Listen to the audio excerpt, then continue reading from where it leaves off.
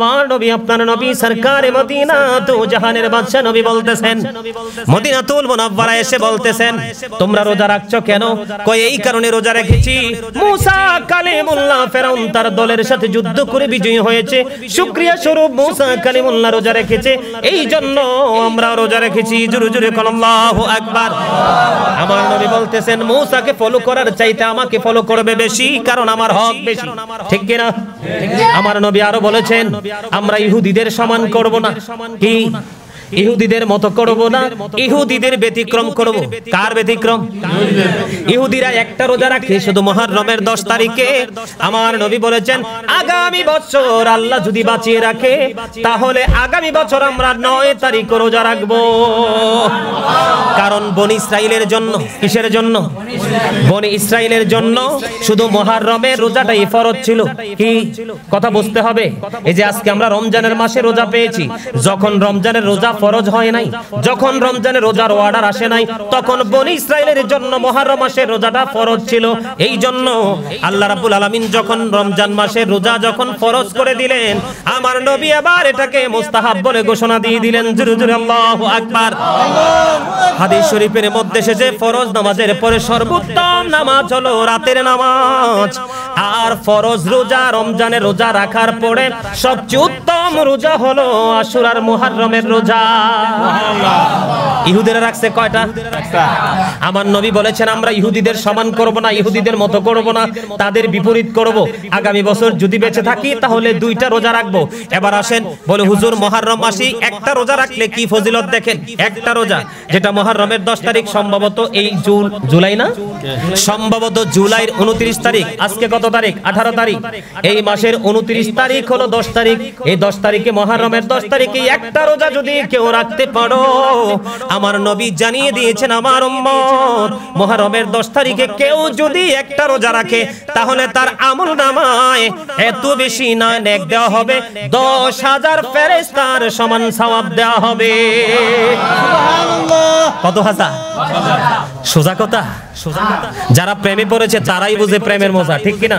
যারা আল্লাহ রাসূলের সাথে প্রেম করেছে তারা বুঝে এই কথাগুলোর কদর যে কত বেশি। যদিও সে আমলটা মুস্তাহাব, যখন রমজানের রোজা ফরজ হলো আমার নবী বলেছেন পরে এটা মুস্তাহাব বলে ঘোষণা দিয়ে দিলেন, তারপরেও আমার রাসূল বলেছেন যে কেউ যদি রমজানের রোজা রাখার পরে গুরুত্বপূর্ণ রোজা রাখতে চাও তাহলে সেই রোজাটা হলো মুহররম মাসের 10 তারিখের রোজা। সুবহানাল্লাহ। আমার নবী বলেছেন 10,000 ফেরেশতার সমান সওয়াব তার আমলনামায় দেওয়া হবে, এবং আল্লাহ রাব্বুল আলামিন খুশি হয়ে তার 40 বছরের জীবনের গুনাহ মাফ করে দিবে। আরো জোরে আল্লাহু আকবার। আরে আরো জোরে আল্লাহু আকবার। এটা কি সহজ কথা? এখনকার এমনও মানুষ আছে 40 বছর বাঁচেও না, আছে না? একটা রোজার কারণে 40 বছরের গুনার কাফফারা হয়ে যাবে, 10,000 ফেরেশতার সমান সওয়াব তার আমলনামায় দেওয়া হবে। আল্লাহ রাসূল আরো বলে দিয়েছেন কত চমৎকার খবর, মুহররম মাসে যদি কেউ রোজা রাখে, কি রাখে? মুহররম মাসে রোজা রাখার পরে একজন ধরেন রোজা রাখলো, কি রাখলো? একজন মানুষ রোজা রাখলো, গরিব মানুষ, দুস্থ মানুষ, তার ইফতারি কেনার সক্ষমতা নাই, কি নাই? ইফতারি কেনার ক্ষমতা নাই অথবা আছে, দুইটার যে কোনো একটা।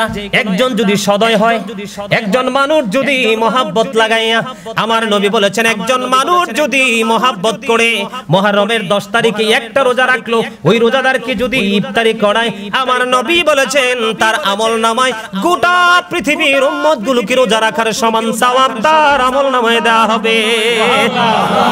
আর জোরে সুবহানাল্লাহ। তাহলে মুহররমের রোজা রাখার দরকার আছে না নাই? আরো জোরে বলেন। আমি সবাইকে হাত জোর করে অনুরোধ করব, 40 বছরের গুনার কাফফারা, 10,000 ফেরেশতার সমান সওয়াব যদি কোনো কারণে একজন রোজাদারকে ইফতারি করানো যায় তাহলে তার আমলনামায় সমস্ত পৃথিবীর উম্মতে মুহাম্মাদের ইফতারির সওয়াব পেয়ে যাবে। আরো জোরে সুবহানাল্লাহ। আল্লাহু আকবার। আল্লাহু আকবার। ইয়া রাসূলুল্লাহ, ইয়া গাউসুল আজম দস্তগীর, জোরে জোরে কোন মারহাবা। আরো জোরে। এবার আসেন, আমাদের মাঝে অনেকে অসুস্থ আছে না? কথা বলেন না কেন? অনেক বাচ্চা আছে না, এতিম আমাদের মাঝে আসেনি? এগুলো হচ্ছে মুহররমের স্পেশাল আমল। আমার রাসূল বলেছেন, কেউ যদি কোনো অসুস্থ মানুষকে দেখতে যায়, কি করে? কথা বুঝতে হবে কিন্তু এখানে দুইটা দিক। একটা হলো মুহররম আশুরার কারণে এক ধরনের বরকত, আর আশুরা ছাড়া আরেক ধরনের বরকত। আমার নবী বলেছেন, কেউ যদি কোনো অসুস্থ মানুষকে দেখতে যায়, ধরেন সকালে বের হলো, ফিরে আসতে আসতে বিকেল হয়ে গেল, আমার রাসূল বলে দিয়েছেন, যতক্ষণ না পর্যন্ত সে অসুস্থ রোগীকে দেখে বাসায় না ফিরবে, ততক্ষণ পর্যন্ত যেন সে জান্নাতি ফল সংগ্রহ করতে থাকলো। আমার রাসূল বলেছেন, আর মুহররম মাসে যদি করেন, মুহররমের 10 তারিখে যদি করেন, আমরা যদি করি, আমার নবী বলেছেন, একজন রোগীকে দেখতে গেলাম, একজন রোগীকে একটু সেবা দিলাম, গোটা পৃথিবীর অসুস্থ মানুষকে সেবার সমান সওয়াব তার আমলনামায় দেওয়া হবে। কোন এতিমের মাথায় যদি কেউ হাত বুলিয়ে দেয়, এইভাবে হাত বুলাইয়া দেয়, এতিমকে ভালোবেসে আদর দিয়ে, মুখ ভরা ভালোবাসা নিয়ে কেউ যদি কোন এতিম বাচ্চার মাথায় হাত বুলিয়ে তাকে আদর দিয়ে দেয়, আমার নবী জানিয়ে দিয়ে দিয়েছেন, এই এতিমের মাথায় হাত বুলিয়ে দেওয়ার কারণে এতিমের মাথায় যত চুল আছে সেই চুলের সমপরিমাণ আমল সওয়াব তার আমলনামায় দিয়ে দেওয়া হবে। এটা কোন দিন? মুহররমের 10 তারিখে। কত তারিখ? তার মানে 9 তারিখ সূর্য অস্ত যাওয়ার পর থেকে 10 তারিখ শুরু। কি মাগরিবের ওয়াক্ত যখন শুরু হলো, মাগরিবের মানে সূর্য ডুবে গেল, মাগরিবের সময় হয়ে গেল, এই মাগরিবের সময় হওয়ার পর থেকে, মাগরিবের সময় হওয়ার সাথে সাথে কি হয়ে গেল? 10 তারিখ শুরু হয়ে গেল। 29 তারিখ মাগরিবের আগ পর্যন্ত 10 তারিখ রইল। 10 তারিখ আবার সন্ধ্যার পরে আর 10 তারিখ থাকে। আপনার এই মুহররমের 10 তারিখে কি করা উচিত? আপনি মিলাদ পড়াবেন, কোরআন তেলাওয়াত করবেন, গরিবদেরকে খাওয়াবেন, দুস্থ মানুষকে খাওয়াবেন, দান সাদকা করবেন। কি করবেন? এই মুহররমের 10 তারিখে, মুহররম মাসের 10 তারিখে দানের কি ফজিলত দেখেন। সবাই বসো, সবাই বসো। মুহররমের 10 তারিখে দানের কি ফজিলত, মানে আল্লাহকে খুশি করার জন্য কেউ যদি দান সাদকা করে, দানের কি ফজিলত। ইরাকের রায় শহরের এক বাদশা, ইরাকের রায় শহরের বাদশার কাছে এক ভিক্ষুক এসে হাত পাতলেন মুহররমের 10 তারিখ। ভিক্ষুক যখন হাত পাতলো, রায় শহরের বাদশা কিন্তু তাকে সাহায্য দিলেন না। কি দিলেন না? কথা বুঝতে হবে, একদম মন দিয়ে শুনতে হবে। কি দিয়ে? আরে আমার কথা বুঝে না রে, আমি বাড়ির ফোলা তো, এই জন্য কথাগুলো মন দিয়ে শোনে না, ঠিক নেই? আরে বাড়ির ফোলা হইলে কথা হইছে, কথা কি আর বাড়ির কথা? কোন জায়গার? কোরআন এবং আল্লাহ এবং আল্লাহর। আরে ভাই, আমি সারা জাহানের মানুষ, আলোচনা শুনে শুনে হেদায়েত প্রাপ্ত। গোটা পৃথিবী, আমেরিকা, লন্ডন, মানে অস্ট্রেলিয়া, কানাডা, কত দেশের কথা বলবো। গোটা পৃথিবীর এমন কোনো দেশ নাই আমি গুনাহগারের পরিচিত নাই, ভক্ত নাই। বাহিরের মানুষ হেদায়েতের পথে আসলে চলবে, নিজের গ্রামের মানুষকে শোনাইতে হবে না? কথা বলে না কেন? নিজের কাছের মানুষকে আগে কি করতে হবে? ইনস্ট্রাকশন দিতে হবে, দিতে হবে না? এই কথাগুলো যাদের আমল করার ইচ্ছা আছে তারা বুঝে এগুলো কত মধুর। আমি আজকে আরেকটা সিম্পল ওয়াজ আপনাদেরকে শোনাই। এই আলোচনাটার পরে এই আলোচনাটা আবার করব। সিম্পল একটা ওয়াজ হলো কি, আমরা মনে করি কি, এই যে আমরা যে এখানে আসি না, আসলে কি আমাদের বডিটা কি আসল? বডিটা আসল? আসল? হ্যাঁ, এদিকে তাকান। আল্লাহ রাব্বুল আলামিন কোরআনে বডিটার নাম কখনো বলেছেন ইয়া আইয়ুহান নাস, আবার কখনো বলেছেন ইয়া আইয়ুহাল ইনসান। দুই শব্দ দ্বারা একটি জিনিসকে, একটা গোষ্ঠীকে আল্লাহ রাব্বুল আলামিন সম্বোধন করেছে, সেটা হলো কি? মানুষ। আল্লাহ কয় ইনসান, কখনো বলে নাস, আর আমরা মানুষ হিসাবে কখনো বলে মানুষ। কি না? ঠিক কি না? মানুষ বলি না? আর ইংলিশে কি বলা হয়? কখনো ম্যান অথবা কখনো পারসন বলি। কি বলি না? বলি। এটা হলো কোন মানুষ? এই বাহিরের মানুষ, মাথা থেকে পা পর্যন্ত যে বডি স্ট্রাকচারটা, এটার নাম। এটার ভিতরে আরেকটা মানুষ আছে, এটার ভিতরে আরেকটা মানুষ আছে, সেই মানুষটার নাম আল্লাহ কোরআনে রেখেছেন রূহ। ইংলিশে এটাকে বলা হয় সোল, বাংলাতে এটাকে বলা হয় আত্মা। সে the soul is the order of my Lord, কওলির রূহু মিন আমরি রব্বি, past tense, present tense, future tense, অতীত, বর্তমান, ভবিষ্যৎ। আমরা একদিন ছিলাম না, আজকে আছি, আরেকদিন থাকবো না। এই যেদিন ছিলাম না সেদিন শুধু রূহই ছিল আলমে আরোহায়, আরশের চতুর্পাশে শুধু আমাদের রূহগুলো ছিল। কি ছিল? ছিল? শুধু আমাদের রূহ ছিল, আত্মা ছিল। যখন বাবা মায়ের মাধ্যমে, যখন মায়ের ওদরে আমার বডিটা যখন তৈরি হয়ে গেল, তখন ওই আলমে আরোহা রূহের দেশ থেকে, রূহের জগৎ থেকে আল্লাহ রাব্বুল আলামিন ট্রান্সফার করে, স্থানান্তর করে আমার বডির মধ্যে রূহটাকে কি করে দিল? সেটিং করে দিল। 10 মাস 10 দিন পূর্ণ হওয়ার পরে মার কলিজা ছিঁড়ে আমাদেরকে পৃথিবীর আলো দেখিয়েছেন। এই আলো দেখানোর পরে আমরা মানুষ হিসাবে পৃথিবীর মানুষ দেখেছে। কিন্তু আরেকদিন এই যে ওই যে কোথায় এখানে একটা খাটিয়া আছে না, পালং, আমরা গ্রামের ভাষায় কি বলি? মানুষকে কখন পালঙ্গে উঠায়, খাটিয়ে কখন উঠায়? যখন মৃত্যুর পরে। মৃত্যুর শব্দের অর্থ কি জানেন? মৃত্যুর মানে কি জানেন? মৃত্যু মানে হলো আত্মা এবং দেহের মধ্যে দুইটা পার্থক্য, ডিভাইড হয়ে যাওয়া। দেহ থেকে আত্মা বের হয়ে যাওয়া মানে I am a dead, you are dead. আমরা সবাই মৃত, ঠিক কিনা? কথা বলেন, মৃত কিনা? তো যখন আমরা রুহুটা আলমে আরহায় মায়ের উদরে বডিটা, তখনও কিন্তু বাইরে না আসা পর্যন্ত আমি মানুষ না। আবার যখন আমার মৃত্যু হবে, আপনার মৃত্যু হবে, তখন কিন্তু আমার বডিটা খাঁচায়। কোথায়? এই যে খাটিয়ে করে আমরা কবরে নিয়ে যাই। আত্মা কোথায় কেউ কি জানি? জানি না। এখন আমি বলতে চাই যে যতক্ষণ পর্যন্ত দেহে আত্মা আছে ততক্ষণ পর্যন্ত আমি মানুষ। যখন এই দেহ থেকে আত্মাটা বের হয়ে যাবে, তখন কিন্তু আমাকে আর গাজী সুলাইমান কেউ বলবে না, মরহুম গাজী সুলাইমান আল কাদরি বলবে, ঠিক কিনা? মরহুম আব্দুর রহিম বলবে, মরহুম আব্দুল জব্বার বলবে, এরকম বলবে না? মরহুম শব্দটা যুক্ত হয়ে যাবে। তার মানে দেহ থেকে আমার আত্মা বের হয়ে গেছে। আমার মতো অসহায়, আপনার মতো অসহায় আর কেউ নেই। পৃথিবীর ধন দৌলত, টাকা পয়সা, ইভেন সূরা ইউনূসের 44 নম্বর সূরা শুআরা, কোরআন শরীফের 19 পারা সূরা শুআরা। আমার সামনে কিন্তু একজন হাফেজ আছে, এই যে কিন্তু একজন ভালো একজন আলেম আজকে আমার সাথে আসছে, শহরে এসে ইমামতি করে। একজন হাফেজ আমার সামনে আসে, আমার সাথে আসছে শহর থেকে। হাফেজ সাহেব, যদি ভুল হয় আমাকে বলে দিবেন। কোরআন শরীফের 19 পারা সূরা শুআরা 88 89 নম্বর আয়াতে আল্লাহ কি বলেছেন? ইয়াউমা লা ইয়ানফাউ মালু ওয়ালা বানুন ইল্লা মান আতাল্লাহা বিকলবিন সালিম। আছে না নাই? কিয়ামতের দিন ধন সম্পদ সন্তান সন্ততি আপনার কিচ্ছু কাজে লাগবে না, তবে যদি সুস্থ অন্তর নিয়ে আমি যাইতে পারি, তাহলে আমাদের কোনো চিন্তাও থাকবে না। কথা কি বুঝতে পারছেন? এই যে ধন দৌলত, টাকা পয়সা, ক্ষেত পাথর এবং কত আদরের সন্তান, এই সন্তান পর্যন্ত কিন্তু আপনার কাজে লাগবে না। তবে আপনি যদি সুস্থ হয়ে যান, তাহলে আপনার কোনো কিছুর প্রয়োজন হবে না। বুঝতে হবে যে আমাদেরকে একদিন যেতে হবে। তো যেটা আমি বলতে চেয়েছিলাম, তাহলে এখান থেকে কি বোঝা যায়? মানুষের আসল সত্তা হলো তার আত্মা। মানুষের আসল সত্তা কি?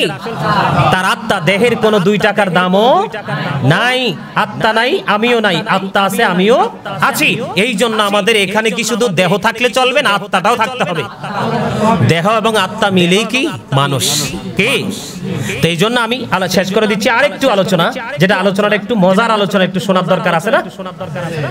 তিনি কি করলেন? রায় শহরের বাদশার কাছে, এখন দেখবেন বড় লোকের কাছে মানুষ বেশি লাঞ্ছিত হয়, অপমানিত হয়, নির্যাতিত হয়, নিষ্পেষিত হয়। দুস্থ মানুষ, মধ্যবিত্ত মানুষ, গরিব মানুষগুলো আরেকজন গরিবের দুঃখ দেখলে দৌড়ে চলে যায়। দেখবেন এখন মধ্যবিত্ত পরিবার বা অন্যান্য মানুষের কাছে গেলে দেখবেন সাহায্য চাইলে দিবে, বড় লোকের দরজাও খুলবে না। ঠিক তেমনটি হয়েছিল ইরাকের রায় শহরের বাদশা। ভিক্ষুক যখন 10 তারিখে হাত বাড়িয়ে দিল, ভিক্ষুককে সাহায্য করলো না। যখন ভিক্ষুকটাকে খালি ফিরিয়ে দিল, এখন আরেকজন খ্রিস্টান দেখলেন, খ্রিস্টানের কাছে গেল। যাওয়ার পরে খ্রিস্টান চাইতে দেরি তাকে দিয়ে দিয়েছে। ইরাকের রায় শহরের বাদশা হলো মুসলমান। কে? আর যে সাহায্য করছে সে কি? খ্রিস্টান। খ্রিস্টানের কি ঈমান আছে? খ্রিস্টান কি করলেন? ওই ভিক্ষুককে মুহররমের 10 তারিখে দান করে দিলেন। এই দান দেখে আল্লাহ রাব্বুল আলামিন খ্রিস্টানের উপর রাজি হয়ে গেলেন, খুশি হয়ে গেলেন। রাত্র যখন গভীর হলো, ওই ইরাকের রায় শহরের বাদশা তিনি কি করলেন? এত সুন্দর এক ঘর, এত সুন্দর এক কামরা, জান্নাতের বাগানের সামনে সে কি করতেছে? হঠাৎ করে সে নিজেকে দেখতে পাইতেছেন জান্নাতের বাগানে। কোথায়? তিনি দেখতেছেন কত সুন্দর মনোরম ঘর, কত সুন্দর জান্নাতের বাগান পরিবেশ দেখতেছেন। তিনি প্রশ্ন করতেছেন, এই সুন্দর বালাখানাগুলো কার? কয় এগুলো তোমার জন্য বরাদ্দ ছিল। কইটা আমার জন্য বরাদ্দ ছিল। ছিল মানে কি? হারিয়ে গেছে। কি হয়ে গেছে? কি হয়ে গেছে? কয় যখন বলছে এগুলো তোমার জন্য বরাদ্দ ছিল, তখন ওই রায় শহরের বাদশাটা তিনি আশ্চর্য হয়ে গেলেন, কি বলতেছে? ছিল মানে কি হারিয়ে গেছে আমার কাছ থেকে? কয় তোমার কাছ থেকে হারিয়ে গেছে। কয় এটা এখন মালিকানা কার? কয় একজন খ্রিস্টান, এটা একজন খ্রিস্টানের জন্য এটা বরাদ্দ হয়ে গেছে। কয় কি বলছো? কয় হ্যাঁ। কয় কেন খ্রিস্টানের জন্য বরাদ্দ হয়ে গেল? কয় যখন তোমাকে দিনের বেলা একজন ভিক্ষুক যখন তোমার কাছে হাত বাড়ালো, তুমি তাকে খালি ফিরিয়ে দিলা। এই ভিক্ষুক কষ্ট পেয়ে যখন খ্রিস্টানের কাছে হাত বাড়ালো, ওই খ্রিস্টান তাকে কি করলো? খ্রিস্টান তাকে কি করলো? দিয়ে দিল। আল্লাহ রাব্বুল আলামিন খুশি হয়ে তার জন্য এই জান্নাতের বাগান, জান্নাতের কামরা বালাখানা বরাদ্দ করে দিয়েছে। এখন কি করলো বন্ধু? দিন ফুরিয়ে গেল, রাত্র ফুরিয়ে গেল, সকাল যখন হলো, তখন ইরাকের রায় শহরের বাদশা 1 লক্ষ দিরহাম নিয়ে খ্রিস্টানের বাড়ি চলে গেছে। খ্রিস্টানের বাড়ি চলে গেলেন, যাইয়া খ্রিস্টানকে ডেকে ডেকে বলছেন দরজা খোলো। উনি দরজা খুললেন। কয় ব্যাপার কি বাদশা, আমার বাড়িতে কেন? কয় আপনার বাড়িতে এসেছি, গতকালকে আপনি যে দান করেছেন, দানের বিনিময়ে যে সওয়াব আপনি পেয়েছেন, যে নিয়ামত আল্লাহর কাছ থেকে পেয়েছেন, এই নিয়ামতটা আপনি আমাকে বরাদ্দ দিয়ে দেন, আমি আপনাকে তার বিনিময়ে 1 লক্ষ দিরহাম দিয়ে দিব। জোরে জোরে আল্লাহু আকবার, আরো জোরে আল্লাহু আকবার। কি বলেছেন? কই তুমি আমাকে নিয়ামতটা বরাদ্দ দিয়ে দাও। কি দিয়ে দাও? তুমি আমাকে নিয়ামতটা বরাদ্দ দিয়ে দাও, তার বিনিময়ে আমি তোমাকে 1 লক্ষ দিরহাম দিব। 1 লক্ষ দিরহাম কিন্তু সোজা কথা না। এখন যদি কুয়েতের 1 লক্ষ দিরহাম হয় কত? 1 টাকায় কত হয় রে কুয়েতের? 1 টাকায় ধরো 300 টাকায় ধরো, 1 টাকায় যদি 300 টাকা হয়, 1000 টাকা কত হবে? এটার হিসাব করতে পারছ নাই? কত? 1 টাকায় কত? তোরা হিসাব করে কলেজে ফুরেনে ফলাইন আসছ না? 1 টাকায় 300 টাকা, তাহলে 1000 টাকায় কত?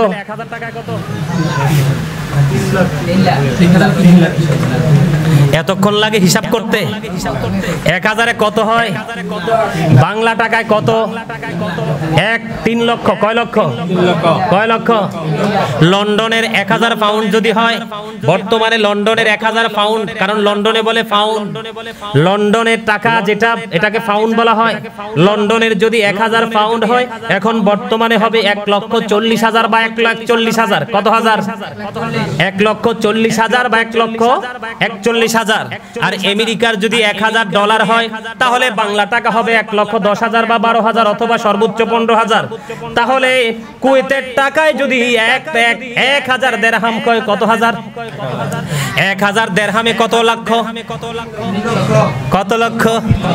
3 লক্ষ টাকা। তাহলে 1 লক্ষ দিরহাম নিয়ে তৎকালীন সময়ে এই জামানায় এসে যদি টাকার এত মান হয়, দিরহামের এত মান হয়, এত সম্মান হয়, সেই আমলে ইরাকের রায় শহরের বাদশা 1 লক্ষ দিরহাম নিয়ে গেলেন খ্রিস্টানের কাছে।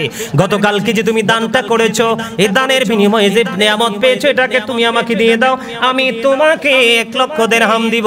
এবারে খ্রিস্টান ডাক দিয়ে বলে, রে ইরাকের রায় শহরের বাদশা, তুমি আমার খবরটা শুনে নাও।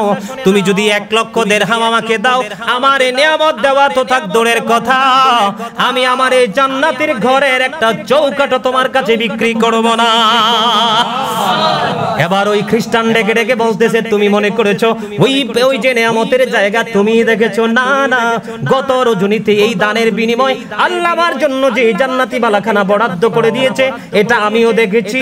তুমি বরংস শুনে নাও, আমি পড়ে নিলাম, লা ইলাহা ইল্লাল্লাহ মুহাম্মাদুর রাসূলুল্লাহ সাল্লাল্লাহু আলাইহি ওয়াসাল্লাম। জোরে জোরে সুবহানাল্লাহ। কি বুঝলেন?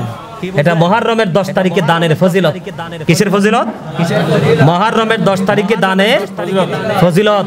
এই জন্য বলছি,